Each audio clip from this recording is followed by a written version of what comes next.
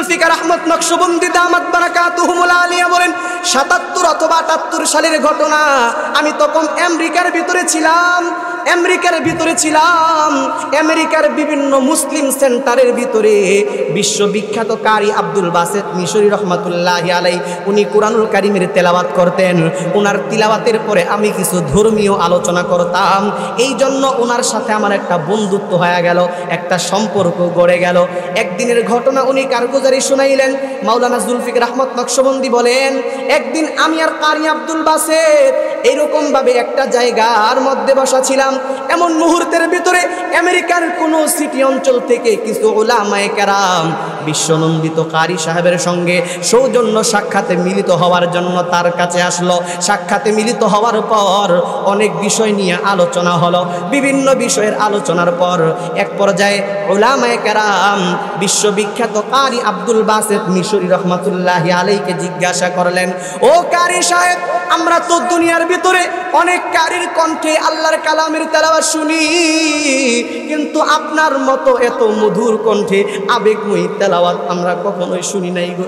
কোরআনের হাফেজ আপনি ভালো করে শুনেন, আপনার মতো এত সুন্দর করে আর কেউ তেলাওয়াত করতে পারে না। আপনার কণ্ঠের জবানে আল্লাহর কালামের তেলাওয়াত যখন করেন তখন মানুষের শরীরের রুমগুলা দাঁড়িয়ে যায়, চোখ থেকে পানি জড়ায়। আপনার কালামুল্লাহ শরীফ যখন তেলাওয়াত করেন তখন মনে হয় যেন আরশে আজিম থেকে আল্লাহর কোরআন নাজিল হয়। জবান খুলে বলেন সুবহানাল্লাহ। আপনি যখন তিলাওয়াত করেন মনে হয় যেন আসমান থেকে নাজিল হয়। আল্লাহু আকবার বলেন। ভাইরা আমার, বন্ধুরা আমার, উলামায়ে কেরাম ডাক দিয়ে বলতেছে, কারি সাহেব, আমরা তো সারাটা জীবন আল্লাহর কোরআনুল কারীমের তিলাওয়াতের করেছি, ঠিক আছে, কিন্তু আল্লাহর কোরআনের নাকি অনেক মুজিজা আছে, কিন্তু এই মুজিজার কথা আমরা সারা জীবন কোরআনে হাদিসে তাফসীরের ভিতরে শুধু মুজিজার কথা পড়ছি, জীবনে কোনোদিন দেখি নাই। ও কারি সাহেব, আপনিও কি আপনার জীবনে শুধু মুজিজার কথা শুনছেন, জীবনে কোনোদিন কি দেখেন নাই নাকি? এবার কারি সাহেব, কারি আব্দুল বাসেত মিশরি রহমাতুল্লাহি আলাইহি উনি জবাব দেয়, ও উলামায়ে কেরাম, এমন প্রশ্ন আপনারা কইরেন না, বরং আমারে এমন প্রশ্ন করেন, এমন কথা জিজ্ঞাসা করেন। আমি আল্লাহ পাকের কোরআনুল কারীমের মুজিজা একবার নয়, দুইবার নয়, কত হাজারবার দেখেছি। সুবহানাল্লাহ। উনি বলেন, আমি তো আমার জীবনটা আল্লাহর কোরআনের তেলাওয়াতের ভিতরে কাটাই, আমি তো আমার জীবনটারে কোরআন তেলাওয়াত দিয়েই কাটাই। আমি আমার এই দুই চোখে রাআইতু বিআইনাইয়া, আমি আমার এই দুই চোখ দিয়া আমার আল্লাহ আমারে একবার নয়, দুইবার নয়, শত হাজার বার তার কালামের মুজিজার প্রমাণ নিজে দেখাইয়া দিয়েছেন। সুবহানাল্লাহ। উলামায়ে কেরাম ডাক দিয়া বলে, ও কারি সাহেব, তাহলে একটা মুজিজার কথা আমাদেরকে শোনাইবেন নাকি? কারি সাহেব জবাব দেয়, আচ্ছা তাহলে শোনো। তামাম পৃথিবীর ভিতরে, বন্ধুরা আমার, ওই মুহূর্তের ভিতরে রাশিয়ার জয় জয়কার, রাশিয়ার কমিউনিস্টের দাপটের সামনে তামাম দুনিয়া যখন প্রকম্পমান, রাশিয়ার কমিউনিস্টের দাপটের সামনে তামাম দুনিয়া যখন থরথর করে কাঁপে, ওই মুহূর্তের ভিতরে রাশিয়ার মস্কোর ভিতরে বিশ্ব নেতাদের একটা কনফারেন্সের আয়োজন করা হলো। ভাইয়েরা আমার, সেই কনফারেন্সের ভিতরে বিশ্বের যত বড় বড় নেতৃবৃন্দ আছে, এই সমস্ত নেতৃবৃন্দগুলা সেখানে চলে গেল। ভাইয়েরা আমার, সেখানে এইরকমভাবে চলে গেল, যাদেরকে আমন্ত্রণ করা হলো, আমন্ত্রিত অতিথির মাঝখান থেকে তৎকালীন সময়ের মিশরের প্রধানমন্ত্রী যিনি ছিলেন তার নাম ছিল জামাল আব্দুল নাসের। কিতাবের মধ্যে লেখে, ভাইয়েরা আমার, এই জামাল আব্দুল নাসের বলেন তার কাছে একটা চিঠি চলে আসলো মস্কোতে সেই বিশ্ব নেতৃবৃন্দের কনফারেন্সের মধ্যে মিলিত হওয়ার জন্য। জামাল আব্দুল নাসের নির্ধারিত সময়ে চলে গেল রাশিয়ার মস্কোতে। বিশ্ব নেতাদের কনফারেন্স শুরু হয়ে গেছে। সমস্ত নেতৃবৃন্দ বক্তব্য দেওয়ার পর যখন মিটিং শেষ হয়ে গেল, বিশ্ব নেতৃবৃন্দরা, ভাইয়েরা আমার, যখন এরকমভাবে কি করলো, বন্ধুরা আমার, চা চক্রে মিলিত হয়ে গেল। বন্ধুরা আমার, চা চক্রে মিলিত হওয়ার পর যখন এইরকমভাবে একজন আরেকজনের সঙ্গে খুশ গল্প করতেছিল, ভাইয়েরা আমার, এমন মুহূর্তের ভিতরে সেই নেতৃবৃন্দদের মাঝখান থেকে কমিউনিস্টের সবচাইতে নাস্তিক নেতা, বড় নেতা যেটা আছে, এটা জামাল আব্দুল নাসেরকে ডাক দিয়া বলে, ও মিয়া জামাল আব্দুল নাসের, তোমাদের বিষয়টা আমাদের এখনো বুঝে আসে না। বলে, কেন, কি হয়েছে? কয়, তামাম দুনিয়ার মানুষ যখন, তামাম দুনিয়ার উন্নত মানের দেশগুলা যখন 1000 বছর সামনের দিকে অগ্রসর হওয়ার স্বপ্ন দেখে, চিন্তা চিন্তা ভাবনা করে, আর তোমরা মুসলমানেরা সেই সময় 1400 বছর পূর্বের দিকে তাকায়া থাকো। নাউজুবিল্লাহ বলবেন না আপনারা? তরজমা বুঝছেন এই কথার? তার মানে কি বুঝাইতে চায় নাস্তিক নেতা? ওই নাস্তিক নেতা বুঝাইতে চায় মুসলমানেরা আজকেও ঘুমাইতে গেলে, বন্ধুরা আমার, ভাইয়েরা আমার, লম্বা টাইম যেহেতু কথা বলার সুযোগ নেই, সংক্ষিপ্ত করে আপনাদেরকে সামনে নিয়ে যাই। কথাগুলো একটু দিলের কান দিয়া বোঝার চেষ্টা করবেন। ও মুসলমান ভাইয়েরা আমার, এই পৃথিবীর মানুষ আমরা যারা আছি, পৃথিবীর কোনো মানুষ যদি কিছু দেখতে চায় ভাইয়েরা আমার, এই মানুষটা যদি কিছু দেখতে চায়, মিনিমাম কমপক্ষে 2টা আলোকে এক জায়গায় করতে হয় ভাইয়েরা আমার। কয়টা আলো বলেন?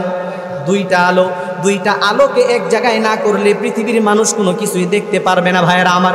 এই 2 আলোর মধ্যে 1 নাম্বার যে আলোটা দরকার, ভালো করে বোঝার চেষ্টা করবেন, সেইটা হইল চোখের আলো। একজন মানুষের যদি ভাইয়েরা আমার চোখেরই আলো না থাকে, ওই মানুষটার কিন্তু দিন দুপুর আর রাত দুপুরের মধ্যে কোনো পার্থক্য নাই। কথা বলেন ঠিক কিনা? যেই মানুষটার চোখেরই আলো নাই ভাইয়েরা আমার, এই মানুষটার এইরকমভাবে হিরো লাইট আর জিরো লাইট যেটা আছে, এই লাইটিংয়ের মধ্যে কোনো ব্যবধান নাই। যেই মানুষটার চোখেরই আলো নাই, ওই মানুষটার আমাবস্যার ঘোরাচ্ছন্ন অন্ধকার রাত আর পূর্ণিমার চাঁদের রাতের মধ্যে কোনো ব্যবধান নাই। কথা বলেন ঠিক কিনা? কারণ ভাইয়েরা আমার, ওই যে আপনাদেরকে বললাম, দেখতে চাইলে 2টা আলোকে এক জায়গায় করতে হয়। 1 নাম্বার যে আলোটা দরকার সেটা হলো চোখের আলো। একজন মানুষের যদি চোখেরই আলো না থাকে, এই মানুষটার পৃথিবীর অন্য কোনো আলো দিয়া দেখার কিন্তু কোনো সুযোগ নাই। আওয়াজ দিয়া বলেন কথা ঠিক কিনা? মনে করেন একজন মানুষের চোখের আলো আছে ভাইয়েরা আমার, আছে তো আছে 100% ভালো, কোনো সমস্যা নাই। কিন্তু চোখের আলো যতই ভালো থাকুক না কেন ভাইয়েরা আমার, বাইরের একটা আলো আছে, এই বাইরের আলো না থাকলে মানুষ কিছুই দেখতে পারবে না। 2 নাম্বার যে আলোটা দরকার সেটা হলো বাইরের আলো। একজন মানুষের চোখের আলো আছে, কিন্তু বাইরের কোনো আলো যদি না থাকে ভাইয়েরা আমার, মনে করেন সূর্যের আলো নাই, চন্দ্রের আলো নাই, লাইটের আলো নাই, কুপিবাতির আলো নাই, এক কথায় বাইরের কোনো আলো যদি না থাকে ভাইয়েরা আমার, আপনারা বলেন তো দেখি, শুধুমাত্র আপনার চোখের আলো দিয়া কোনো কিছু দেখা সম্ভব হবে নাকি ভাইয়েরা আমার? তার মানে কি বুঝাইলাম আপনাদেরকে? চোখের আলো আর বাইরের আলো, এই 2টা আলোকে এক জায়গায় করলে মানুষ অনেক কিছু দেখতে পারবে ভাইয়েরা আমার। কিন্তু অনেক কিছু দেখলেও সব কিছু দেখতে পারবে না।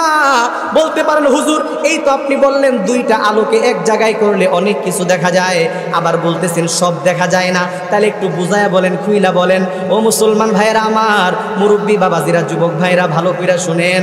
মনে করেন আপনার চোখের আলো আছে, আজকের মাহফিল কর্তৃপক্ষ সুন্দর লাইটের ব্যবস্থা করছে আলোর জন্যে, তার মানে বাইরের আলো আছে, চোখেরও আলো আছে, বাইরের আলো আছে। কিন্তু পক্ষান্তরে আরেকটা আলো আছে, শিক্ষার আলো, জ্ঞানের আলো। এই শিক্ষার আলো মনে করেন আপনার ভিতরে নাই।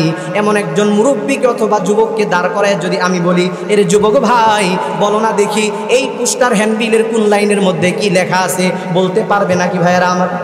বলতে পারবে? কেন পারবে না? ওর তো চোখের আলো আছে। আজকের মাহফিল কর্তৃপক্ষ সুন্দর লাইটিং ব্যবস্থা করেছে, কিন্তু এরপরও বলতে পারবে না কেন? শিক্ষার আলো নাই, জ্ঞানের আলো নাই। সেই জন্য কথা বলেন ঠিক কিনা? এই জন্য আমাদের গ্রামে একটা প্রবাদ বাক্যে কথা আছে যে, হাইরে কপাল মন্দ, চোখ থাকিতে অন্ধ। একটা কথা আছে না ভাইয়েরা আমার? মুহতারাম হাজিরিন, আরেকটা কথা ভালো করে মনে রাখবেন, মানুষ কিন্তু আবার শিক্ষা দিয়ে অনেক কিছু দেখার যোগ্যতা অর্জন করতে পারে। বাবা তুমি বসে বসে, মানুষ কিন্তু অনেক কিছু শিক্ষা দিয়ে দেখার যোগ্যতা অর্জন করতে পারে, কিন্তু শিক্ষার ভিন্নতার কারণে, শিক্ষাঙ্গনের ভিন্নতার কারণে, শিক্ষার সাবজেক্টের ভিন্নতার কারণে, খুব ভালো করে বুঝছেন, শিক্ষার ভিন্নতার কারণে, শিক্ষাঙ্গনের ভিন্নতার কারণে, শিক্ষার সাবজেক্টের ভিন্নতার কারণে মানুষের চোখের মধ্যে দেখার ভিন্নতা তৈরি হয়। কথা বলেন ঠিক কিনা? ভাইয়েরা আমার, বন্ধুরা আমার, মনে করেন আমি আপনাদেরকে বিষয়টা সুন্দর করে বুঝাবার জন্য একটা উদাহরণ দেই ভাইয়েরা আমার। মনে করেন একজন মা, উনি সাধারণ কোনো মা নাই, রত্নগর্ভা মা। রত্নগর্ভা মা বড় সৌভাগ্যবতী মা। এই মায়ের 3টা সন্তান আছে। কয়টা সন্তান ভাইয়েরা আমার? 3টা সন্তান। একটা সন্তান হইল ডাক্তার, আরেকটা হইল ব্যারিস্টার, আরেকটা হইল ইঞ্জিনিয়ার। এই 3টা সন্তানই মাকে অসম্ভব মোহাব্বত করে আর ভালোবাসে। মাও বড় ভাগ্যবতী, 3টা সন্তান মারে অসম্ভব সম্মান করে, মোহাব্বত করে, ভালোবাসে। এই 3 সন্তান, একজন ডাক্তার নরমাল কোনো ডাক্তার না, ডাইরেক্ট এইরকম FRCS করা ডক্টর। ব্যারিস্টার যিনি, নরমাল কোনো ব্যারিস্টার না, সংবিধানের রচনাকারীও তিনি ভাইয়েরা আমার। আবার ইঞ্জিনিয়ার যিনি, নরমাল কোনো ইঞ্জিনিয়ার ইঞ্জিনিয়ার নয়, এইরকম চিফ ইঞ্জিনিয়ার যারে বলা হয় ভাইয়েরা আমার, আপনারা কথাগুলো বুঝে থাকলে জবাব দিয়া বলেন না এই তিনটা সন্তানই কোনো অংশে কম শিক্ষিত না, সর্বোচ্চ মানের শিক্ষিত ভাইয়েরা আমার। কথা বলেন না, কম শিক্ষিত না সর্বোচ্চ শিক্ষিত? মাও বড় ভাগ্যবতী, সবাই এত মোহব্বত করে ভালোবাসে। এই 3 সন্তানের মধ্য থেকে ভাইয়েরা আমার, মার যে একটা সন্তান আছে ডাক্তার ছেলে, এই ডাক্তার ছেলে দেশের বাহিরে থাকে ভাইয়েরা আমার। মা থাকে ব্যারিস্টার আর ইঞ্জিনিয়ারের বাসায়। গভীর মনোযোগ দিয়ে শুনেন ভাইয়েরা আমার, মা থাকে ব্যারিস্টার আর ইঞ্জিনিয়ারের বাসায়। হঠাৎ করে মা একদিন অসুস্থতা বোধ করলো ভাইয়েরা আমার। টাকা পয়সার তো কোনো অভাব নাই, ও মুসলমান, শহরের ভিতরে উন্নত মানের ক্লিনিকের মধ্যে নিয়ে যাওয়া হলো। একজন প্রফেসর ডাক্তারকে দেখানো হলো। ডাক্তার তারে প্রেসক্রিপশনের বাম পাশের ভিতরে অনেকগুলা টেস্ট লেখা দিয়া বলল, মারে এই টেস্টের রিপোর্টগুলা কমপ্লিট করায় আমার কাছে নিয়ে আসেন, দেখি আপনার কি অসুস্থতা হয়েছে। সমস্ত টেস্টের রিপোর্টগুলা কমপ্লিট করে ভাইয়েরা আমার যখন ডাক্তার এর কাছে নিয়ে যাওয়া হলো, ডাক্তার রিপোর্ট করে দেখে এরকম রিপোর্টগুলা দেখে প্রেসক্রিপশন করে দিল, মেডিসিন লিখে দিল ভাইয়েরা আমার। এরপর ডাক্তার ডাক দিয়া বলল, এরে মা, এই ওষুধপত্রগুলা 14 দিন পর্যন্ত সেবন করেন, এরপর দেখা যাক আপনার কি কন্ডিশন হয়। মা ওষুধপত্র নিয়ে ভাইয়েরা আমার বাড়িতে চলে গেল, মেডিসিনগুলা খাইতেছে, মোটামুটি ভালোই মনে হয়। একদিন 2 দিন সপ্তাহ পার হইয়া 15 দিন যেদিন পার হয়ে গেল, মা একদিন ঘরের দরজাটা বন্ধ কইরা ভাইয়েরা আমার, ঘরের দরজাটা বন্ধ কইরা ঘরের ভিতরে বসে আছে। এমন মুহূর্তের ভিতরে মায়ের কানের ভিতরে আওয়াজ ঢুকতেছে, মধুর কণ্ঠের ডাক, আবেগময়ী ডাক, সম্মান আর ভদ্রতা ভরা ডাক, ওগো মা দরজা খুলো, মা দরজা খুলো। ভাইয়েরা আমার, বন্ধুরা আমার, মা যদিও দেখে নাই কিন্তু কণ্ঠস্বরী নাই, বুঝা ফেলছে এটা তো আমার ব্যারিস্টারের ডাক না, এটা তো আমার ইঞ্জিনিয়ারের ডাক না, এটা তো আমার ডাক্তার ছেলের ডাক। আল্লাহু আকবার বলেন। মা না দেখে কেমনে বুঝলো যুবক ভাইয়েরা আমার? আরে যুবক ভাইরা ভালো করে শুনো, আমার আসমান জমিনের মালিক আল্লাহ এমন এক কারিগর, এমন এক বানানেওয়ালা, তার ফ্যাক্টরিতে আমার আল্লাহ যতগুলা মানুষকে তৈরি করেছেন, আমরা আছি, ভবিষ্যতে আসবে ভাইয়েরা আমার, এক একজনকে আমার আল্লাহ পার্সোনাল কণ্ঠ দিয়া বানাইছেন। কথা ঠিক কিনা ভাইয়েরা আমার? একজনের কণ্ঠ কিন্তু আরেকজনকে দেয় নাই রে ভাইয়েরা আমার। এই জন্য মা যদিও দেখে নাই কিন্তু কণ্ঠ শুই নাই, বুঝা ফেলছে এটা তো আমার ব্যারিস্টারের ডাক না, এটা তো আমার ইঞ্জিনিয়ারের ডাক না, এটা তো আমার ডাক্তার ছেলের ডাক। মা হাঁটি হাঁটি পাপা কইরা দরজার কাছে আগায় গেল ভাইয়েরা আমার, আস্তে করে দরজাটা খুলে দিল। দরজা খুইলা দেখে দরজার সামনে ডাক্তার ছেলের দাঁড়ায়া রয়েছে। মা ডাক দিয়া বলতেছে, কিরে বাবা, তুমি তো বিদেশে ছিলা, কেমনে কোথায় থেকে আসলা? ছেলে ডাক দিয়া বলতেছে, রে মা, তোমার অসুস্থতার কথা শুনলাম, তাই তো তাড়াতাড়ি বিমানে টিকিট কইরা বাংলাদেশে চলে আসলাম। ওগো মা, তোমার অসুস্থতার কি খবর আমার একটু বলো না গো মা। মা মুস্কি হাসি দিয়া বলে, বাবা রে, ঔষধপত্র খাইতেছি, মোটামুটি ভালোই মনে হয়। ও যুবক ভাইরা, মুরব্বী বাবাজিরা, আমি আপনাদেরকে জিজ্ঞাসা করতে চাই, এই যে বন্ধুরা আমার, মা মুস্কি হাসি দিয়া ভালো হওয়ার কথা বললো, যতই মুস্কি হাসি দিয়া ভালো হওয়ার কথা মা বলুক না কেন ভাইয়েরা আমার, এতটুকুতেই কোনো ডাক্তার ছেলে খুশি হয়ে যাবে নাকি ভাইয়েরা আমার? সে যেহেতু ডাক্তার ছেলে, ডাক দিয়া বলতেছে, রে মা, ডাক্তার তোমারে কি ঔষধ দিয়েছিল, প্রেসক্রিপশনটা আমার একটু দেখাও। মা বালিশের নিচ থেকে প্রেসক্রিপশনটা বাহির কইরা ডাক্তার সন্তানের হাতের মধ্যে দিয়া দিল ভাইয়েরা আমার। ডাক্তার ছেলে একবার মাত্র প্রেসক্রিপশনের দিকে তাকানোর পর এই মুহূর্তের ভিতরে একটা বার দেখার পর ডাক দিয়া বলতেছে, মা গো, ডাক্তার তো তোমারে অনেকগুলা টেস্ট দিয়েছিল, রিপোর্টগুলা কোথায় রাখছো? মা ডাক দিয়া বলতেছে, কেন রে বাবা, ওই তো তুষকের নিচেই রাখা আছে। সমস্ত রিপোর্টগুলা বাহির কইরা এই ডাক্তার ছেলে একটা একটা কইরা রিপোর্ট দেখা শুরু করে দিল ভাইয়েরা আমার। দেখতে দেখতে সমস্ত রিপোর্টগুলা দেখে ফেললো। দেখতে দেখতে সমস্ত রিপোর্টগুলা দেখার পর সর্বশেষ যেই রিপোর্টটা দেখলো ভাইয়েরা আমার, আমরা যখন ক্লিনিকের ভিতরে যাই, হাসপাতালের ভিতরে যাওয়ার পর যখন আমাদেরকে এক্স-রে দেওয়া হয়, আপনারা জানেন এক্স-রে দেওয়ার পর রিপোর্ট আসার পর একটা প্লাস্টিকের ফিল্ম আসে। কথা ঠিক কিনা বলেন? এই ডাক্তার ছেলে ওই এক্স-রে ফিল্মটা হাতের মধ্যে নিয়ে আলোর দিকে ধরছে, একবার মাত্র তাকাইছে ভাইয়েরা আমার। একবার মাত্র তাকানোর পর ডাক দেয়া বলতেছে, রে মা, তোমার তো একটা সমস্যা হয়েই গেছে, বলে কি হয়েছে? কয় আমি তো দেখতে পাচ্ছি তোমার গল ব্লাডারের ভিতরে পাথর দেখা যায়। ভাইরা আমার, এই রিপোর্টটা কিন্তু ডাক্তার ছেলে দেখার আগে ভাইরা আমার তার যে আরো 2 সন্তান ব্যারিস্টার আর ইঞ্জিনিয়ার আছে, মনে আছে তো আপনাদের? এই রিপোর্টগুলা কমপক্ষে 10 বার দেখছে, 20 বার দেখছে। এ যুবক ভাইরা পাথর কিন্তু খুঁজা পায় নাই। আমি আপনাদেরকে জিজ্ঞাসা করি, তাহলে কি এই বাকি 2 সন্তান ব্যারিস্টার আর ইঞ্জিনিয়ার, এই 2টা সন্তান কি অশিক্ষিত মূর্খ নাকি ভাইরা আমার? কথা বলেন। শিক্ষিত হওয়ার পরও কেন পাথর খুঁজা পাইল না? ওই যে আপনাদেরকে বলেছিলাম, মানুষ কিন্তু শিক্ষা দিয়া অনেক কিছু দেখার যোগ্যতা অর্জন করতে পারে ভাইরা আমার, কিন্তু শিক্ষার ভিন্নতার কারণে, শিক্ষাঙ্গনের ভিন্নতার কারণে মানুষের চোখের ভিতরে দৃষ্টিশক্তি পাওয়ারের ভিন্নতা তৈরি হয়। কথা ঠিক কিনা ভাইরা আমার? কোনো মানুষ যদি, ভালো করে শুনেন, কোনো মানুষ যদি একজন রোগীর দেহের রোগ নির্ণয় করতে চায়, একজন রোগীর দেহের কাটা সিরা ফাড়া যদি শনাক্ত করতে চায়, একজন রোগীর দেহের পাথর যদি নির্ণয় করতে চায়, এই মানুষটাকে শুধুমাত্র ব্যারিস্টারিগিরি করলেই চলবে না। কথা ঠিক কিনা ভাইরা আমার? এই মানুষটাকে ইঞ্জিনিয়ারগিরি করলেই চলবে না। এই মানুষটাকে বন্ধুরা আমার, ভাইরা আমার, প্রকৌশলী শিক্ষা অর্জন করলেই চলবে না। এই মানুষটাকে অর্জন করতে হবে মেডিকেল সায়েন্সের শিক্ষা। কি যুবক ভাইরা, কথা ঠিক কিনা? ঠিক তেমনি ভাবে এই পৃথিবীর কোনো মানুষ যদি ভাইরা আমার একজন রোগীর দেহের রোগ নির্ণয় করতে চায়, রোগীর দেহের পাথর যদি নির্ণয় করতে চায়, রোগীর দেহের কাটা সিরা ফাড়া যদি শনাক্ত করতে চায় ভাইরা আমার, এই মানুষটাকে যেই রকম নাকি আর্টস, কমার্স, ফিজিক্স আর কেমিস্ট্রি শিক্ষা অর্জন করলে হয় না, এই মানুষটাকে যেই রকম নাকি ব্যারিস্টারিগিরি করলেও হয় না, এই মানুষটাকে যেই রকম নাকি ইঞ্জিনিয়ারগিরি করলেও হয় না, এই মানুষটাকে অর্জন করতে হয় মেডিকেল সায়েন্সের শিক্ষা। ঠিক তেমনি ভাবে ও ভাইরা আমার, এই পৃথিবীর কোনো মানুষ যদি আল্লাহকে পাইতে চায়, রসুলকে আপন করতে চায়, এই পৃথিবীর কোনো মানুষ যদি এক কথায় জান্নাতে যাওয়ার রাস্তা দেখতে চায়, এই মানুষটাকেও আর্টস, কমার্স, ফিজিক্স আর কেমিস্ট্রি শিক্ষা অর্জন করলে চলবে না। এই মানুষটাকে ব্যারিস্টারিগিরি করলেও চলবে না। এই মানুষটাকে ইঞ্জিনিয়ারগিরি করলেও চলবে না। এই মানুষটাকে মেডিকেল সায়েন্সের শিক্ষা অর্জন করলেও চলবে না। এই মানুষটাকে এই শিক্ষার পাশাপাশি অর্জন করতে হবে কোরআন হাদিসের শিক্ষা তথা ইলমে দ্বীন শিক্ষা। আওয়াজ দিয়া বলেন কথা ঠিক কিনা? মুরব্বী বাজানদের, আপনারা ভালো করে শুনেন, জীবনে আর কোনোদিন দেখা হবে কিনা আমি জানি না, একটু আমার কথাগুলা দিলের কানটা লাগায় শুনবেন রে বাবা। আপনি আপনার সন্তানদেরকে মানব রচিত যত জ্ঞান ও বিজ্ঞানের কিতাব আছে, এই সমস্ত কিতাবগুলাকে এক জায়গায় কইরা ট্যাবলেট বানায়া যদি আপনি আপনার সন্তানকে খাওয়ায়াও দেন, মনে রাখবেন রে বাবা, আপনার সন্তান কিন্তু অনেক কিছু দেখার যোগ্যতা অর্জন করবে।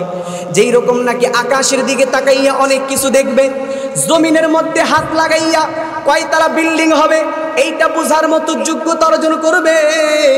এই যে গ্লাসের মধ্যে পানি দেখতেছেন ভাইরা আমার, দুনিয়াবি শিক্ষা অর্জন কইরা এক গ্লাস পানির মধ্যে তাকাইয়া এই পানির মধ্যে কোনো জীবাণু আছে কিনা এইটা দেখার মতো যোগ্যতা অর্জন করবে ভাইরা আমার। কিন্তু মনে রাখবেন, আল্লাহকে পাওয়া, রসুলকে আপন করে পাওয়া, এক কথায় জান্নাতে যাওয়ার রাস্তা কোরআন হাদিসের শিক্ষা ছাড়া, অর্থাৎ ইলমে দ্বীন শিক্ষা ছাড়া কমপক্ষে দরকার পরিমাণ নবীজি যতটুকু ফরজ বলেছেন, তলাবুল ইলমি ফারিদাতুন আলা কুল্লি মুসলিম, কমপক্ষে দরকার পরিমাণ শিক্ষা ছাড়া পৃথিবীর কোনো মানুষ সেটা দেখতে পারবে না। কথা বলেন ঠিক কিনা? এই জন্য ভাইরা আমার, বড় দুঃখের সাথে বলতে হয়, আমাদের তো বুঝে আসে না ভাইরা আমার। আজকে মুসলমান তার বাড়ির পাশে এত সুন্দর শিক্ষার ব্যবস্থাপনা থাকতে সন্তানদেরকে কমপক্ষে দরকার পরিমাণ শুরু লগ্নের শিক্ষাটা না দিয়া আজকে মুসলমান তার সন্তানদেরকে উচ্চ শিক্ষায় শিক্ষিত করার জন্য কেমনে দেশ থেকে দেশান্তরে পাঠাইয়া দেয়। আছে না নাই ভাইরা আমার? যুবক ভাইরা, মুরব্বীরা, আমার কথা ভুল বোঝা যাবে না। আমরা কিন্তু কখনোই এই কথা বলি না যে দুনিয়ার যে শিক্ষা ব্যবস্থাপনা আছে এটা করতে হবে না, এটার কোনো দরকার নাই। দুনিয়ার শিক্ষা করতে হবে না এটা আমরা কখনোই বলি না।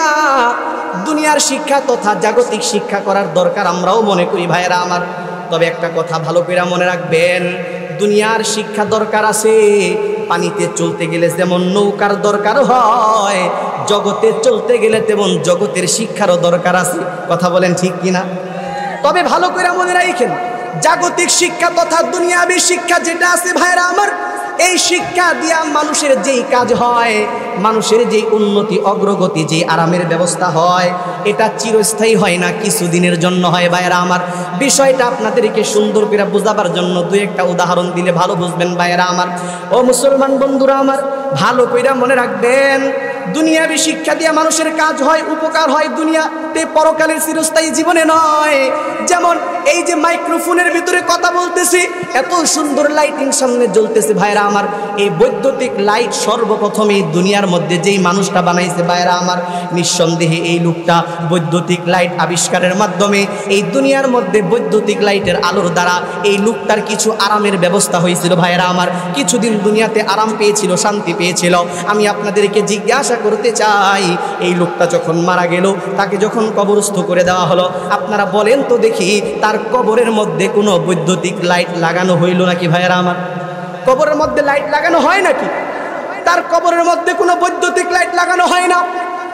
তার মানে কি বোঝা গেল? ভাইয়েরা আমার, দুনিয়াবি শিক্ষা দিয়া উপকৃত হয়েছিল দুনিয়ার মধ্যে, পরকালীন চিরস্থায়ী জীবনে নয়। কথা বলেন ঠিক কিনা?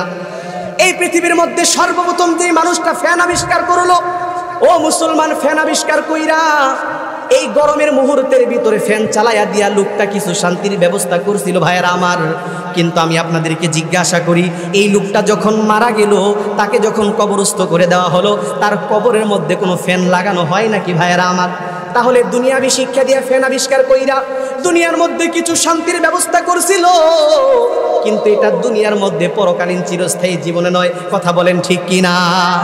এই জন্য দুনিয়ার শিক্ষার দরকার আছে, কিন্তু দুনিয়ার শিক্ষা দিয়ে মানুষের যেই কাজ হয়, মানুষের যে উন্নতি অগ্রগতি আরামের ব্যবস্থা হয়, এটা দুনিয়ার মধ্যে হয়, পরকালীন চিরস্থায়ী জীবনের মধ্যে হয় না। কথা বলেন ঠিক কিনা? এই জন্য বন্ধুরা আমার, ভাইরা আমার, দুনিয়ার শিক্ষা করতে হবে না, এটা আমরা কখনোই বলি না। বরঞ্চ আমাদের ব্যক্তিগত থিওরি হলো, বর্তমানে শিক্ষার যে সিচুয়েশন রে ভাই, আমরাও তো তথ্য প্রযুক্তির এই যুগে চাই মুসলমানের সন্তানেরাই বিশ্বসেরা তথ্যবিদ হয়ে যাক। সায়েন্সের এই যুগে আমরাও তো চাই মুসলমানের সন্তানেরাই বিশ্বসেরা সায়েন্টিস্ট হয়ে যাক। কিন্তু এই কথার অর্থ কিন্তু এটা নয়, মুসলমান তার সন্তানদেরকে বিশ্বসেরা তথ্যবিদ বানাইতে যাইয়া আমাদের ইসলাম ধর্মের মূল যেই শিক্ষা, কোরআন হাদিসের শিক্ষা, যেটার শুরু লগ্নের পড়ালেখা দেওয়া হয় এই সমস্ত হাফিজি মাদ্রাসার ভিতরে, ভাইয়েরা আমার, মুসলমান তার সন্তানদেরকে দরকার পরিমাণ শুরু লগ্নের শিক্ষা থেকে বঞ্চিত করে দিবে, মাইনাস করে দিবে। এটা মুসলমান ইমানদার কখনো মানতে পারে না। আমার সাথে একমত হইলে আওয়াজ দিয়া বলেন কথা ঠিক কিনা? এই জন্য এই কথার দ্বারা আপনাদেরকে কি বুঝাইলাম? এই সংক্ষিপ্ত কথা দিয়া বুঝাইলাম। এবার বুঝে থাকলে বলেন, দরকার পরিমাণ নবীজি বলেছেন দিন শিক্ষা করা প্রত্যেক মুসলমান নারী পুরুষের জন্য ফরজ। আল্লাহর পয়গম্বর বলেন, ক্বালা রাসূলুল্লাহ সাল্লাল্লাহু আলাইহি ওয়াসাল্লাম, তলাবুল ইলমি ফারিদাতুন আলা কুল্লি মুসলিম। দরকার পরিমাণ ইলমে দিন শিক্ষা করা প্রত্যেকটা মুসলমান নারী আর পুরুষের সকলের জন্য ফরজ। ভাইরা আমার, যেই কথাটি বললাম যদি বুঝে থাকেন তাহলে জবাব দেন। আপনারা বলেন তো দেখি, আমাদের মানুষের জীবনে প্রত্যেকটা মুসলমান নারী পুরুষের জন্য কমপক্ষে দরকার পরিমাণ কোরআন হাদিসের শিক্ষা করার দরকার আছে না নাই? কি মুরব্বীরা ঘুমাই পড়ছেন আপনারা? আওয়াজ দিয়া বলেন আছে না নাই? এ যুবক ভাইরা, আওয়াজ দিয়া বলো আছে না নাই? ডাক্তার ব্যারিস্টার হইবা কোনো বাধা তো নাই, কিন্তু পাশাপাশি কোরআন হাদিসের শিক্ষা করারও দরকার আছে না নাই? কথা বলেন আপনারা, আছে। এবার আসেন বন্ধুরা আমার, শিক্ষা করার দরকার কতটুকু এটা আপনাদেরকে বুঝাইলাম। এবার এই কোরআনের শিক্ষা যদি অর্জন করেন, বরকতটা কি হবে, কত ফজিলতের বিষয়। যে কোরআনের শিক্ষা অর্জন করলেই এত দামি হওয়া যায়, ভাইয়েরা আমার, সেই কুরআনুল কারীমের আজমত সম্পর্কে আপনাদেরকে একটু বোঝায়া যায়। ও মুসলমান ভাইয়েরা আমার, এই কুরআনুল কারীম তো এমন একটা কালাম, এই কালামুল্লাহর সঙ্গে যেই জীবন লাগাই সেই দামি হয়ে যায়। কথা বলেন ঠিক কিনা? সেই দামি হয়ে যায়, কারণ এটা তো দামি কিতাব, বরকতপূর্ণ কালাম। এটা দুনিয়ার কোনো বাণী নয়, স্বয়ং আমার আল্লাহ পাকের কুদরতি জবানের কালাম। কথা বলেন ঠিক কিনা? तालिए कुरआन पसंद पेशे खुदा और गिलमाला जरम बहरश फेदा बोलो है अव्वल अलिफ बाता ना खानी जिक्र आदर से खंदन कई तोआनी चंद खानी हिकमते यूनानिया हिकमते कुरआनिया राहम बख একবার জোরে কোন আল্লাহু আকবার। এই কুরআনুল কারীম যেদিন থেকে আল্লাহ পাক রব্বুল আলামিন পৃথিবীর জমিনের ভিতর নাজিল করেছেন সেদিন থেকে নিয়ে আজ পর্যন্ত তামাম পৃথিবীর সমস্ত মানুষদেরকে চ্যালেঞ্জ ছুড়ে দিয়েছে ভাইয়ারা আমার। আজকে তথ্য প্রযুক্তির উন্নত পৃথিবীর ভিতরেও কুরআনুল কারীমের চ্যালেঞ্জের মোকাবেলা করে কেউ টিকে থাকতে পারে নাই। কথা বলেন ঠিক কিনা? বাস্তব কথা আপনাদেরকে শোনাইয়া দিই। মাওলানা জুলফিকার আহমদ নকশবন্দি দামাত বারাকাতুহুল আলিয়া, আপনারা অনেকের নাম শুনে থাকবেন। অনেক বড় একজন আলেমে দ্বীন। উনি ওনার খুতুবাতের ভিতরে বর্ণনা করেন, উনি কারগুজারি লেখেন। উনি বলেন, একবার আমার সুইডেনের এক কলেজের ভিতরে বক্তব্য দেওয়ার মতো সুযোগ হয়ে গেল। এর যুবক ভাইরা একটু জবাব দিয়া বলো না, সুইডেন কি কোনো মুসলিম অধ্যুষিত দেশ নাকি খ্রিস্টান মিশনারি দেশ? নিঃসন্দেহে খ্রিস্টান অধ্যুষিত দেশ। আমার 92% মুসলমানের দেশের ভিতরে স্কুল কলেজ ভার্সিটির যে অবস্থা। আর ভাইরা আমার, বন্ধুরা আমার, মাওলানা জুলফিকার আহমদ নকশবন্দি দামাত বারাকাতুহুল আলিয়া বলেন, আমার একদিন সুইডেনের এক কলেজের ভিতরে কনফারেন্সের ভিতরে আমার একবার বক্তব্য দেওয়ার মতো সুযোগ হয়ে গেল। ভাইরা আমার, খুব মনোযোগ দিয়ে শোনেন। জুলফিকার আহমদ নকশবন্দি দামাত বারাকাতুহুল আলিয়া বলেন, আমি দাঁড়িয়ে গেলাম, ভাবতেছিলাম কি বিষয় নিয়ে আলোচনা করব। কারণ যাদের সামনে দাঁড়াইলাম তারা তো আমার আসমান জমিনের মালিক রবকেই স্বীকার করে না। উনি ভাবতেছিলেন কি নিয়ে আলোচনা করব। এক পর্যায়ে সিদ্ধান্ত নিলেন, আমি তো কোরআনের কথাই বলবো, আমি তো আমার রবের একত্ববাদের কথাই বলবো। এক পর্যায়ে তাদেরকে দাওয়াত দেওয়া শুরু করে দিল। ভাইয়েরা আমার, কিতাবের মধ্যে কারগুজারি লেখেন, এক পর্যায়ে কথা বলতে বলতে ভাইয়েরা আমার, উনি বললেন, এই সুইডেনের কলেজের কনফারেন্সের ভিতরে শত সহস্র হাজার হাজার মানুষদের মাঝখানে বলে উঠলো ভাইয়েরা আমার, উনি বললেন, ঘোষণা করে দিলেন, তামাম সৃষ্টিকুলের ভিতরে আল্লাহ পাক রব্বুল আলামিন দুনিয়ার ভিতরে যত আসমানি কিতাব নাজিল করেছেন, এই সমস্ত আসমানি কিতাবের ভিতরে বর্তমানে একটা মাত্র কিতাব এমন আছে যেটা অরিজিনাল, যেমন নাজিল হয়েছিল তেমনই আছে, কিয়ামত পর্যন্ত তেমনই থাকবে। তার নাম হইল হলিদা কোরআন। আল্লাহু আকবার বলেন।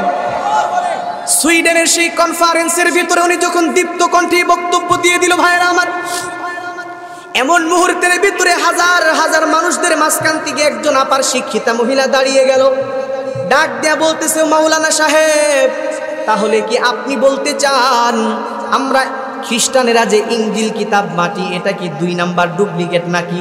আপনাদের কোরআন অরিজিনাল, আমাদেরটা 2 নাম্বার নাকি? এবার মাওলানা সাহেব ডাক দিয়া বলে, রে বোন, আমি তো কখনোই এই কথা বলি নাই। মহিলাটা ডাক দিয়া বলে, হুজুর, আপনি এই কথা না বললেও, সরাসরি না বললেও আপনার কথার দ্বারা এটাই প্রমাণিত হয়। এবার আল্লাহওয়ালা বুজুর্গ মানুষ জুলফিকার আহমদ নকশবন্দি দামাত বারাকাতুহুল আলিয়া ডাক দিয়া বলতেছেন, এরে বোন, আপনি যেহেতু আমারে প্রশ্ন করেছেন, আমিও তো আপনারে প্রশ্ন করার মতো অধিকার রাখি। বলে, হ্যাঁ রাখেন। বলে, একটা প্রশ্ন আপনারে করতে চাই, আপনি আমারে জবাব দেন না। আপনারা যে কিতাব পড়েন, ইনজিল কিতাব পড়েন, মানেন, এই ইনজিল কিতাবটা যখন আসমান থেকে নাজিল হয় কোন ভাষায় নাজিল হয়েছিল? মহিলাটা জবাব দিতেছে, নিঃসন্দেহে সুরিয়ানি ভাষায় নাজিল হয়েছিল। বলে, আপনারা এখন যেই কিতাবটা পড়তেছেন, ইনজিল কিতাব পড়েন, এখন কোন ভাষায় পড়েন? এবার মহিলাটা ডাক দিয়া বলে, কেন, আমরা তো ইংরেজি ভাষায় পড়ি।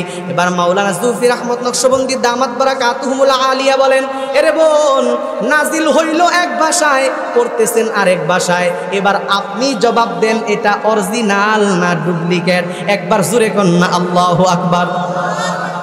সেই দিন সেই সুইডেনের কনফারেন্সের ভিতরে ভাইরা আমার, সেই খ্রিস্টান মহিলা হাজার হাজার মানুষদের সামনে এই কথাটা বলতে বাধ্য হয়েছিল, হ্যাঁ হ্যাঁ, পৃথিবীর জমিনে যত আসমানি কিতাব আল্লাহ নাজিল করেছিলেন, তার ভিতরে একটা কিতাব আছে অরিজিনাল, যেমন নাজিল হয়েছিল তেমনই আছে, ভবিষ্যতে এমনই থাকবে, তার নাম হইল মুসলমানদের কোরআন। বলেন সুবহানাল্লাহ। কোরআনের চ্যালেঞ্জের মোকাবেলা করে কেউ টিকতে পারে নাই। এই কোরআন এমন এক বরকতপূর্ণ কালাম, এই কোরআনের তিলাওয়াতের কারণে নাস্তিক বেঈমানদের হৃদয় প্রান্ত পর্যন্ত প্রকম্পিত হয়ে যায়, তাদের চোখ থেকে পানি জড়ায়। ভাইয়েরা আমার, ও মুসলমান ইমানদার মাওলানা জুলফিকার আহমদ নকশবন্দি দামাত বারাকাতুহুল আলিয়া ওনার রচিত গ্রন্থের ভিতরে আরেকটা কারগুজারি বয়ান করেন ভাইয়েরা আমার। এটা বলেই আমি আমার বয়ান শেষ করে দিব ইনশাআল্লাহ। ও মুসলমান ভাইয়েরা আমার, তামাম দুনিয়ার ভিতরে অনেক নাম করা কারি যারা কোরআন তেলাওয়াত করেন সুন্দর কইরা, এই সমস্ত অনেক কারিগুলা দুনিয়া থেকে বিদায় হয়ে গেছে। তার ভিতরে একজন বড় বিখ্যাত কারি ছিলেন, তার নাম ছিল কারি আব্দুল বাসেত মিশরি রহমাতুল্লাহি আলাইহি। আপনারা মোবাইলের ভিতরেও তার অনেক কেরাত শুনে থাকবেন ভাইয়েরা আমার। জুলফিকার আহমদ নকশবন্দি দামাত বারাকাতুহুল আলিয়া বলেন ৭৭ অথবা ৭৮ সালের ঘটনা। আমি তখন আমেরিকার ভিতরে ছিলাম। আমেরিকার বিভিন্ন মুসলিম সেন্টারের ভিতরে বিশ্ববিখ্যাত কারি আব্দুল বাসেত মিশরি রহমাতুল্লাহি আলাইহি উনি কুরআনুল কারীমের তেলাওয়াত করতেন। ওনার তিলাওয়াতের পরে আমি কিছু ধর্মীয় আলোচনা করতাম। এই জন্য ওনার সাথে আমার একটা বন্ধুত্ব হয়ে গেল, একটা সম্পর্ক গড়ে গেল। একদিনের ঘটনা উনি কারগুজারি শুনাইলেন। মাওলানা জুলফিকার আহমদ নকশবন্দি বলেন, একদিন আমি আর কারি আব্দুল বাসেত এইরকম ভাবে একটা জায়গার মধ্যে বসা ছিলাম। এমন মুহূর্তের ভিতরে আমেরিকার কোন সিটি অঞ্চল থেকে কিছু উলামায়ে কেরাম বিশ্বনন্দিত কারি সাহেবের সঙ্গে সৌজন্য সাক্ষাতে মিলিত হওয়ার জন্য তার কাছে আসলো। সাক্ষাতে মিলিত হওয়ার পর অনেক বিষয় নিয়ে আলোচনা হলো। বিভিন্ন বিষয়ের আলোচনার পর এক পর্যায়ে উলামায়ে কেরাম বিশ্ববিখ্যাত কারি আব্দুল বাসেত মিশরি রহমাতুল্লাহি আলাইহিকে জিজ্ঞাসা করলেন, ও কারি সাহেব, আমরা তো দুনিয়ার ভিতরে অনেক কারির কণ্ঠে আল্লাহর কালামের তেলাওয়াত শুনি, কিন্তু আপনার মতো এত মধুর কণ্ঠে আবেগময়ী তেলাওয়াত আমরা কখনোই শুনি নাই গো। কোরআনের হাফেজ আপনি ভালো করে শুনেন, আপনার মতো এত সুন্দর করে আর কেউ তেলাওয়াত করতে পারে না। আপনার কণ্ঠের জবানে আল্লাহর কালামের তেলাওয়াত যখন করেন তখন মানুষের শরীরের রুমগুলা দাঁড়িয়ে যায়, চোখ থেকে পানি জড়ায়। আপনার কালামুল্লাহ শরীফ যখন তেলাওয়াত করেন তখন মনে হয় যেন আরশে আজিম থেকে আল্লাহর কোরআন নাজিল হয়। জবান খুলে বলেন সুবহানাল্লাহ। আপনি যখন তিলাওয়াত করেন মনে হয় যেন আসমান থেকে নাজিল হয়। আল্লাহু আকবার বলেন। ভাইরা আমার, বন্ধুরা আমার, উলামায়ে কেরাম ডাক দিয়ে বলতেছে, কারি সাহেব, আমরা তো সারাটা জীবন আল্লাহর কোরআনুল কারীমের তিলাওয়াতের করেছি, ঠিক আছে, কিন্তু আল্লাহর কোরআনের নাকি অনেক মুজিজা আছে, কিন্তু এই মুজিজার কথা আমরা সারা জীবন কোরআনে হাদিসে তাফসীরের ভিতরে শুধু মুজিজার কথা পড়ছি, জীবনে কোনোদিন দেখি নাই। ও কারি সাহেব, আপনিও কি আপনার জীবনে শুধু মুজিজার কথা শুনছেন, জীবনে কোনোদিন কি দেখেন নাই নাকি?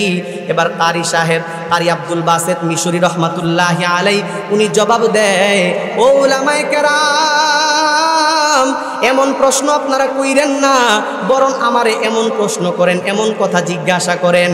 আমি আল্লাহ পাকের কোরআনুল কারীমের মুজিজা একবার নয়, দুইবার নয়, কত হাজারবার দেখেছি। সুবহানাল্লাহ। উনি বলেন, আমি তো আমার জীবনটা আল্লাহর কোরআনের তেলাওয়াতের ভিতরে কাটাই, আমি তো আমার জীবনটারে কোরআন তেলাওয়াত দিয়েই কাটাই। আমি আমার এই দুই চোখে রাআইতু বিআইনাইয়া, আমি আমার এই দুই চোখ দিয়া আমার আল্লাহ আমারে একবার নয়, দুইবার নয়, শত হাজারবার তার কালামের মুজিজার প্রমাণ নিজে দেখাইয়া দিয়েছেন। সুবহানাল্লাহ। উলামায়ে কেরাম ডাক দিয়া বলে, ও কারি সাহেব, তাহলে একটা মুজিজার কথা আমাদেরকে শোনাইবেন নাকি? কারি সাহেব জবাব দেয়, আচ্ছা তাহলে শোনো। তামাম পৃথিবীর ভিতরে, বন্ধুরা আমার, ওই মুহূর্তের ভিতরে রাশিয়ার জয় জয়কার, রাশিয়ার কমিউনিস্টের দাপটের সামনে তামাম দুনিয়া যখন প্রকম্পমান, রাশিয়ার কমিউনিস্টের দাপটের সামনে তামাম দুনিয়া যখন থরথর করে কাঁপে, ওই মুহূর্তের ভিতরে রাশিয়ার মস্কোর ভিতরে বিশ্ব নেতাদের একটা কনফারেন্সের আয়োজন করা হলো ভাইয়েরা আমার।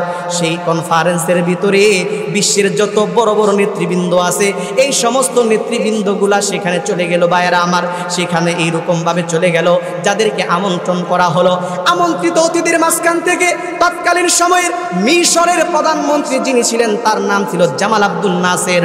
কিতাবের মধ্যে লেখে ভাইয়েরা আমার, এই জামাল আব্দুল নাসের বলেন তার কাছে একটা চিঠি চলে আসলো মস্কোতে সেই বিশ্ব নেতৃবৃন্দের কনফারেন্সের মধ্যে মিলিত হওয়ার জন্য।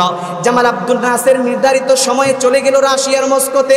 বিশ্ব নেতাদের কনফারেন্স শুরু হয়ে গেছে। সমস্ত নেতৃবৃন্দ বক্তব্য দেওয়ার পর যখন মিটিং শেষ হয়ে গেল, বিশ্ব নেতৃবৃন্দরা ভাইয়েরা আমার যখন এরকম ভাবে কি করলো, বন্ধুরা আমার, চা চক্রে মিলিত হয়ে গেল। বন্ধুরা আমার, চা চক্রে মিলিত হওয়ার পর যখন এইরকমভাবে একজন আরেকজনের সঙ্গে খুশ গল্প করতেছিল ভাইয়েরা আমার, এমন মুহূর্তের ভিতরে সেই নেতৃবৃন্দদের মাঝখান থেকে কমিউনিস্টের সবচাইতে নাস্তিক নেতা, বড় নেতা যেটা আছে, এটা জামাল আব্দুল নাসিরকে ডাক দিয়া বলে, ও মিয়া জামাল আব্দুল নাসির, তোমাদের বিষয়টা আমাদের এখনো বুঝে আসে না। বলে কেন, কি হয়েছে? কয় তামাম দুনিয়ার মানুষ যখন, তামাম দুনিয়ার উন্নত মানের দেশগুলা যখন 1000 বছর সামনের দিকে অগ্রসর হওয়ার স্বপ্ন দেখে চিন্তা ভাবনা করে, আর তোমরা মুসলমানেরা সেই সময় 1400 বছর পূর্বের দিকে তাকায়া থাকো। নাউজুবিল্লাহ বলবেন না আপনারা? তরজমা বুঝছেন এই কথার? তার মানে কি বুঝাইতে চায় নাস্তিক নেতা? ওই নাস্তিক নেতা বুঝাইতে চায় মুসলমানেরা আজকেও ঘুমাইতে গেলে, রাতের বেলা যখন আমরা ঘুমাইতে যাই, আধুনিক কোনো ডিজাইন খুঁজি নাকি ভাইয়ারা আমার? নবীজির সুন্নত তরিকা খুঁজি।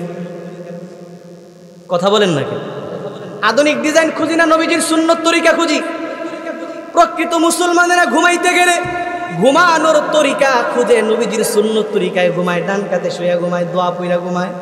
ও মুসলমান, তথ্য প্রযুক্তির উন্নত আজকের পৃথিবীতে মুসলমান ইমানদার যারা, খাবার খাইতে গেলে নতুন কোনো ডিজাইন খুঁজে না, নতুন কোনো পদ্ধতি আমরা খুঁজি না। আমরা তো খাবার খাইতে গেলে 1400 বছর 1500 বছর পূর্বেই আমার কলিজার টুকরা পেয়ারা হাবিবের নবীজির সুন্নত তরিকাই খুঁজি। কথা বলেন ঠিক কিনা? ওই নাস্তিক নেতা সেই কথাটাই ইন্ডিকেট করে বুঝাইতেছে, ও মিয়া জামাল আব্দুল নাসির, তোমাদের বিষয়টা আমাদের বুঝে আসে না। তামাম দুনিয়ার মানুষ যখন 1000 বছর সামনের দিকে চিন্তা করে, আর তখনও তোমরা 1400 বছর 1500 বছর পূর্বের পিছনে পইরা রইছ, তোমাদের বিষয়টা বুঝে আসে না। ভাইরা আমার, বন্ধুরা আমার, শুধু এতটুকুতেই শেষ নয়, দুঃসাহসিকতার কত বড় পাওয়ার! ওই নাস্তিক নেতা এক পর্যায়ে জামাল আব্দুল নাসিরকে বলে, ও মিয়া জামাল আব্দুল নাসির, আমরা তোমাকে অফার জানাই, আমন্ত্রণ জানাই, সাধুবাদ জানাই, আমরা একটা প্রস্তাবনা দেই, আমাদের প্রস্তাবনা মেনে নাও। সেটা হলো, তোমরা তোমাদের 1400 বছর পূর্বের কিতাবকে ছাইরা দাও, আমাদের লাল কিতাব গ্রহণ করে নাও, অর্থাৎ কোরআনকে ছেড়ে দাও, আমাদের লাল কিতাব গ্রহণ করে নাও। নাস্তিকদের মূল কিতাবের নাম তখন লাল কিতাব বলা হইতো। বলে আমাদের লাল কিতাবকে গ্রহণ করে নাও, আমরা তোমাদেরকে কি করব, আধুনিক টেকনোলজি দিব, তাতে তোমরাও পৃথিবীর ভিতরে উন্নত রাষ্ট্রে পরিণত হয়ে যাইবা। ও কলিজার টুকরা যুবক ভাইরা, আওয়াজ দিয়া জবাব দিতে হবে, কোন মুসলমানের সন্তান যুবক জীবনে এক ওয়াক্ত নামাজও পড়ে না, এক ওয়াক্ত নামাজও পড়ে না, রোজাও রাখে না, হজও করে না, যাকাতও দেয় না, কিন্তু এরপরেও এই মুসলমানের সন্তানটা, তার সামনে যদি আমাদের ধর্মের বিরুদ্ধে কেউ কথা বলে, কোনো মুসলমানের সন্তান দাঁড়াইয়া থাকতে পারে নাকি ভাইয়েরা আমার? আওয়াজ দিয়ে বলো, যুবক দাঁড়ায় থাকতে পারে নাকি? এই যুবক ভাইয়েরা, আমাদের এইরকম ধর্মের বিরুদ্ধে, ইসলামের বিরুদ্ধে, কোরআনের বিরুদ্ধে কথা যখন নাস্তিক নেতা বলছে, জামাল আব্দুল নাসির লাভ দিয়া চেয়ার থেকে দাঁড়ায়া গেছে, সমস্ত বিশ্বের নাস্তিক নেতাদের সামনে দাঁড়াইয়া বুক টান কইরা ইসলামের সৌন্দর্যের উপর বক্তব্য দেওয়া শুরু করে দিছে। বক্তব্য দিতে দিতে যখন তার সময়টা শেষ হয়ে গেল, কনফারেন্সটা সমাপ্তি হয়ে গেল, সবাই যার যার দেশে চলে গেল, জামাল আব্দুল নাসির মিশর চলে গেল। কিন্তু গেলে কি হবে, তার অন্তরের ভিতরে স্যাটিসফ্যাকশন হইতেছিল না, তার বক্তব্যের দ্বারা সে নিজেই খুশি হইতে পারে নাই, অন্তরের ভিতরে দিগি দিগি আগুন জ্বলতেছিল। বাড়িতে তো চলে গেল, কিন্তু অন্তরের ভিতরে আগুন জ্বলতেছিল। মনে মনে আল্লাহর কাছে দোয়া করতে লাগলো, ওগো আসমান জমিনের মালিক আল্লাহ,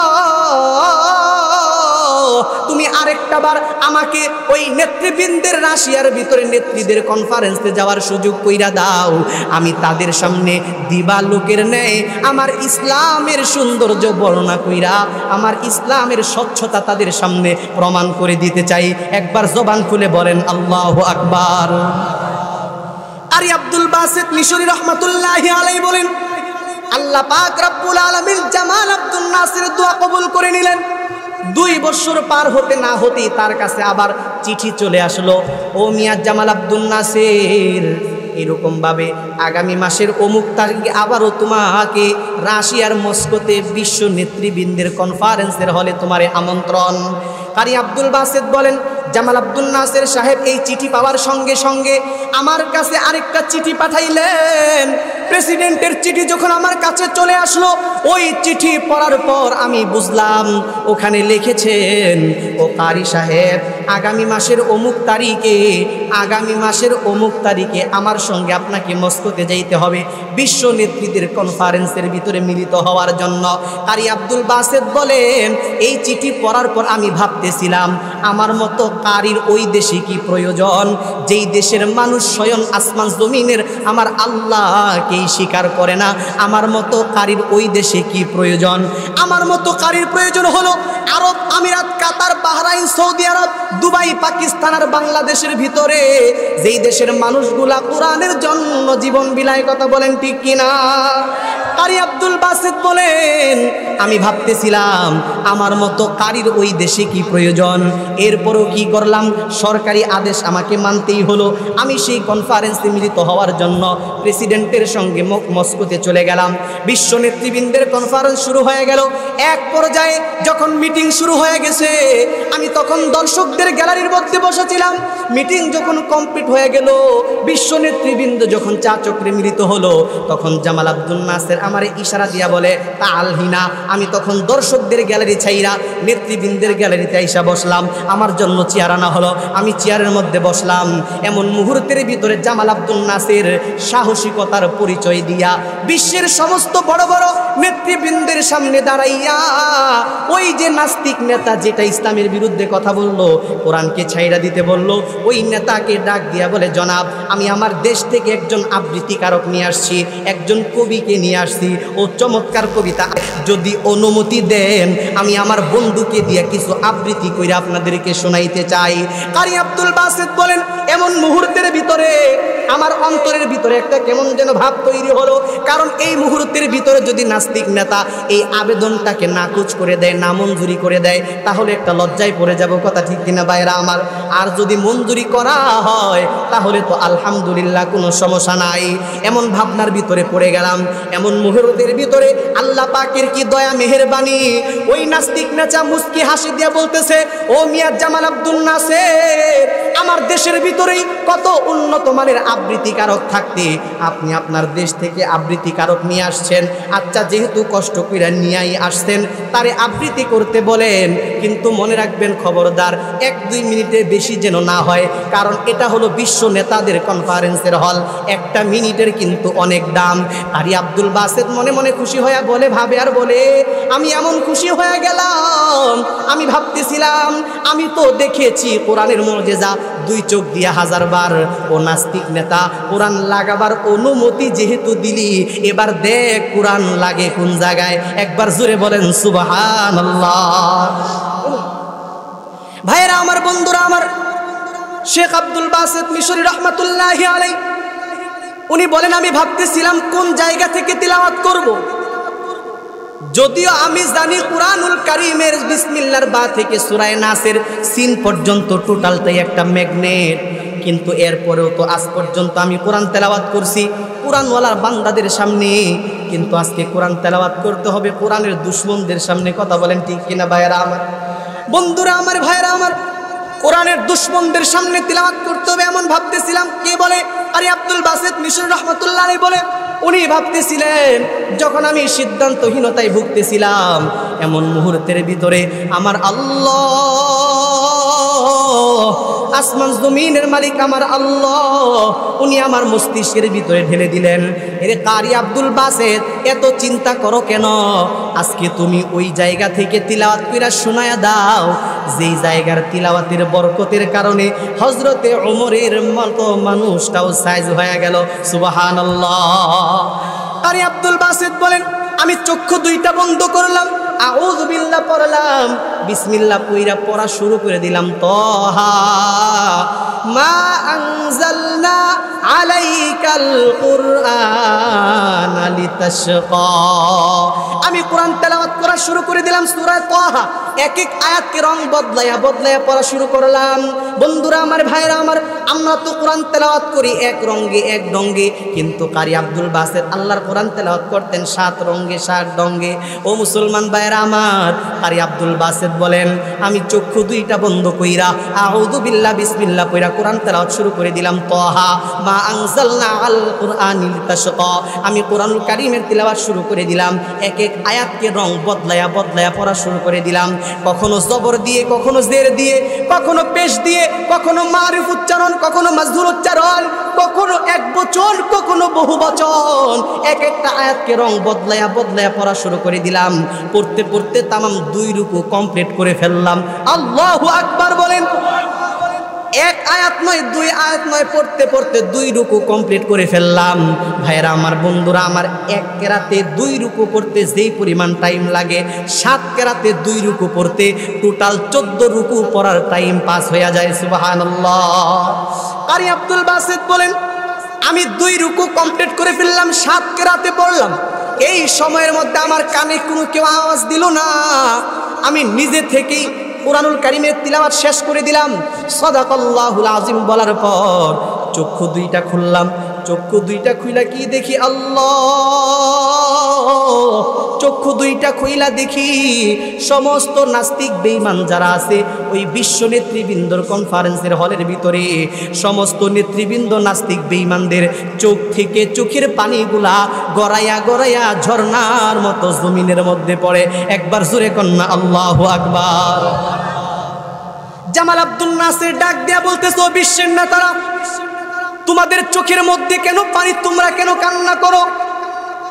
এবার তারা যে জবাব দিয়েছিল, কবি বলতেছে জবানে আর মন তুর্কি ও মান তুর্কি নমিদানম আগর বুদে চে খুশবু দে জবান শবর দেহানে মন। এবার তারা কান্দে কান্দে ফুফায়া কান্দে আর ডাক দিয়া বলে, ও মিয়া জামাল আব্দুল নাসির, তোমার বন্ধু কি তেলাওয়াত করছে জানি না, কি আবৃত্তি করছে জানি না। জামাল আব্দুল নাসির ডাক দিয়া বলে, ও নেতাবৃন্দ, তোমরা কান্দো কেন? তোমাদের চোখের মধ্যে কেন পানি? আমার বন্ধু যা আবৃত্তি করছে তোমরা কি কিছু বুঝতে পারছো নাকি? এবার নাস্তিক নেতারা কান্দে কান্দে জবাব দেয়, ও মিয়া জামাল আব্দুল নাসির, তোমার বন্ধু যেটা আবৃত্তি করলো কিছুই তো বুঝলাম না। বুঝবো কেমনে? আমাদের ভাষা হইল ইংরেজি, তোমার বন্ধু যেটা আবৃত্তি করছে ওইটা হইল আরবি, কোনো কিছুই বুঝি নাই। কিন্তু না বুঝলে কি হবে? এই যেই কবিতা আবৃত্তি করলো তোমার বন্ধু, এই আবৃত্তির শব্দগুলা আমাদের কান দিয়া প্রবেশ কইরা কলিজার মধ্যে এমন ভাবে আঘাত করছে, চোখের পানি শত চেষ্টা কইরাও রক্ষা করতে পারলাম না। চোখ থেকে গড় গড় কইরা জমিনের ভিতরে পানিগুলা গড়াইয়া পড়ে। ও মুসলমান ভাইরা আমার, আমি আপনাদেরকে এই ঘটনা কেন শুনাইলাম, কি বুঝাইতে চাইলাম? যতদূর পর্যন্ত মাইকের আওয়াজ যায়, প্রত্যেকটা মা বোনদেরকে কথাটা ভালো করে শোনার জন্য বলি। ও মা বোনেরা, আপনারাও শুনেন, মুরব্বী বাবা যারা, আপনারাও দিলের কান লাগাইয়া শুনেন, যুবক ভাই তোমরাও শুনো। যে কোরআনুল কারীমের তিলাওয়াতে নাস্তিক বেঈমানদের চোখ থেকে পানি ঝরায়, নিঃসন্দেহে কোরআনুল কারীমের মুজিজা। যে কোরআনুল কারীমের তিলাওয়াতের বরকতের কারণে নাস্তিকদের চোখ থেকে পানি ঝরায়, সেই বরকতপূর্ণ কোরআনুল কারীমের তিলাওয়াত আজকে মুসলমান তার ঘরের ভিতরে বন্ধ করলো কেন? কথা বলেন ঠিক কিনা? বন্ধুরা আমার, ভাইরা আমার, একটা সময় এমন ছিল, এলাকার মা বোনেরা সকালবেলায় ফজরের সময় ঘুম থেকে উঠা এই বরকতপূর্ণ কালামুল্লাহর তেলাওয়াত না কইরা ঘরের কাজে হাত লাগাইতো না। কথা ঠিক কিনা ভাইরা আমার? সেই দিন তো দেশের ভিতরে, ঘরের ভিতরে কত শান্তি ছিল। আজকে শান্তির জন্য এত প্রক্রিয়া, তারপরেও অশান্তি কেন ভাইরা আমার? তার একমাত্র কারণ হইল শান্তির যে মূল বাণী আছে, কোরআনুল কারীম শান্তির মূল বাণী। এই কোরআনুল কারীমের তিলাওয়াত আজকে মুসলমান তার ঘর থেকে বাহির কইরা, মুসলমান তার ঘর থেকে বের করছে স্টার জলসা আর জি বাংলার আওয়াজ, ইমানি আওয়াজ দিয়া। বলেন কথা ঠিক কিনা? এজন্যই তো বলি, অনেক মা ও বাবা জোর গলাতে কয়, ঘরের মধ্যে টিভি না হইলে কি আর ঘরের শোভা হয়? এমন বলনেওয়ালা গার্জিয়ান আছে না নাই? অনেক মা ও বাবা জোর গলাতে কয়, টিভি একটা না হইলে কি ঘরের শোভা হয়? এখন ওই টিভিতে গান শুনিয়া ছোট্ট ছেলে মেয়েরা মা বাবারে গান শোনায়। কথা বলেন ঠিক কিনা? ওই টিভিতে গান শুনিয়া মা বাবারে গান শোনায়, ইমান নিয়া বাইচা থাকাই দায়। কথা বলেন ঠিক কিনা? ও মুরব্বী বাবাজিরা, বাচ্চা শিশু যারা আছে এরা কিন্তু চূড়ান্ত অনুসরণে এক্সপার্ট, যেমন দেখে তেমন করে। কথা ঠিক কিনা ভাইয়েরা আমার? দেখবেন যে এই বাড়ির ভিতরে বাবা মা দুইজনই নামাজ নামাজি হয়, দুইজনই আল্লাহওয়ালা হয়, দুইজনই ভালো হয়। আজান হইলেই বাবা টুপি মাথায় দিয়া মসজিদে চলে যায়, আর মা আলনা থেকে উড়নাটা টান দিয়া নামাইয়া জমিনের মধ্যে বিছাইয়া দিয়া সিজদারত অবস্থায় পড়া যায়। এদের বাড়িতে বাচ্চা শিশু যেটা আছে ভাইয়েরা আমার, এই বাচ্চা শিশুটারে মা যদি ঘুম পাড়াইয়া যদি বাইরে কোনো কাজের মধ্যে ব্যস্ত থাকে, হয়তো মসজিদের পাশেই বাড়ি, মুয়াজ্জিন মাইকের ভিতরে আজান দিল ভাইয়েরা আমার, আজানের আওয়াজে এই বাচ্চাটার ঘুমটা ভাঙ্গা গেল। বাচ্চাটা ঘুম থেকে জাগ্রত হইয়া এদিক সেদিক তাকাইয়া দেখে পাশে বাবাও নাই মাও নাই, কিন্তু বাচ্চাটার একটা কথা মনে পড়া যায়, এই আওয়াজ আসলে তো দেখি মা এক প্রকারের বিশেষ কাজ করে। আল্লাহু আকবার বলেন। কি করে? বাচ্চার মনে পড়ে যায়। বাচ্চাটা কি করে? কান্নাকাটি করে না, মা কেউ ডাকে না, ওই যে মনে পড়ে গেছে, আলনা থেকে ওড়নাটা টান দিয়া নামাইয়া জমিনের মধ্যে বিছাইয়া দিয়া সিজদারত অবস্থায় পইরা যায়, কারণ সে তার মাকে দেখছে এই আওয়াজ আসলে এইভাবেই জমিনের মধ্যে নুইয়ে পড়তে হয়। চিৎকার মেরে বলেন না সুবহানাল্লাহ। পক্ষান্তরে যাদের ঘরে বাবাও বিড়ি খায়, দাদাও বিড়ি খায়, ভাইও বিড়ি খায়, চাচাও বিড়ি খায়, এদের বাড়িতে গেলে কি দেখবেন, ওদের বাড়িতে বাচ্চা শিশু যেটা আছে, ওই যে শুলা একটা আছে না পাঁচ করি, এটারে ভাঙ্গা বিড়ির সাইজ বানাইয়া মাথার মধ্যে আগুন জ্বালাইয়া জঙ্গলে বয়ে বয়ে বাপ দাদার সুন্নত জারি করে। কথা কোন ঠিক কিনা? এই জোরে বলেন কথা ঠিক কিনা? এই জন্য বাচ্চা শিশু যারা আছে দেখে অনুসরণ করে। এই বাচ্চাদেরকে শিক্ষা দিতে হলে, ভালো বানাইতে হইলে ভাইরা আমার, সর্বপ্রথম মা বাবাকে ভালো হইতে হবে। কথা ঠিক কিনা? দুইজন যদি আল্লাহওয়ালা হয়, দুইজন যদি ইমানদার হয়, দুইজন যদি নামাজি হয়, তাহলেই এদের ঘর থেকে জন্মগ্রহণ করবে এই যুগের আব্দুল কাদের জিলানি, বাইজিদ বুস্তামি আর জুনায়েদ বাগদাদি। কথা বলেন ঠিক কিনা? এই জন্য আলোচনার দীর্ঘায়িত করতে পারবো না। ও মুরব্বী বাবাজিরা, যুবক ভাইরা, ভালো করে আমার শেষের কথাগুলা শুনেন। মুরব্বী যারা আছেন, নিজে তো আলেম হইতে পারেন নাই, এই যে কোরআনুল কারীমের শিক্ষার গুরুত্ব বুঝাইলাম আর কোরআনের বরকতের কথা আপনাদেরকে বুঝাইলাম, এই কোরআনুল কারীমের শিক্ষা যেহেতু আপনি করতে পারেন নাই, এই জন্য একটা সন্তান বা একটা নাতি নাতনিকে হাফেজ বানান, আলেম বানান, অথবা আলেম না বানাইলেও হাফেজ বানান, এরপরে ডাক্তার, ব্যারিস্টার, ইঞ্জিনিয়ার বানাইন। কোনো সমস্যা আছে নাকি ভাইয়েরা আমার? কোনো সমস্যা নাই। সন্তানকে যদি হাফেজ বানাইতে পারেন, এত সুন্দর মাদ্রাসা, বাচ্চারা হাফেজ হবে, আপনি দুনিয়া থেকে বিদায় হয়ে যাবেন রে মুসলমান। এই হাফেজে কোরআন হওয়ার বরকতের কারণে কবরের ভিতরে আল্লাহ কবরটা জান্নাতের বাগান বানিয়ে দিবে। সুবহানাল্লাহ। এই জন্য আপনাদেরকে বলে গেলাম, একটি ছেলে আলেম যদি বানাও এ দুনিয়ায়, ইমাম একদিন হবে রে ভাই তোমার জানা যায়। একটি ছেলে আলেম যদি বানাও এ দুনিয়ায়, ইমাম একদিন হবে রে ভাই তোমার জানা যায়।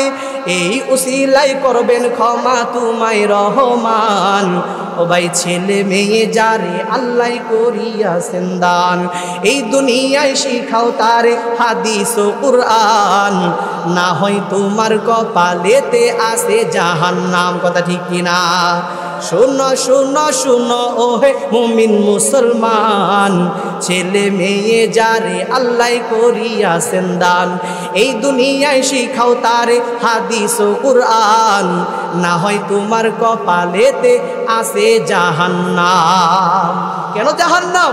কারণ এই সন্তান আপনি যদি দুনিয়াতে আপনার চেষ্টা না করেন, দিন শিখানোর জন্য চেষ্টা যদি আপনি না করেন, ও তো কিয়ামতে যখন জাহান্নামে যদি যায়, নাউজুবিল্লাহ, আল্লাহ মাফ করে দিন, তো আল্লাহর কাছে আপনার বিরুদ্ধে মামলা দায়ের করে দিবে, আমার বাবা আমারে দিনের পথ শিখায় নাই, দিন শিখতে দেয় নাই, তো ধরা খায়া যাবে। আল্লাহ তাআলা সঠিক বুঝদান করুক, বলেন আমিন। কেউ রডি করবেন।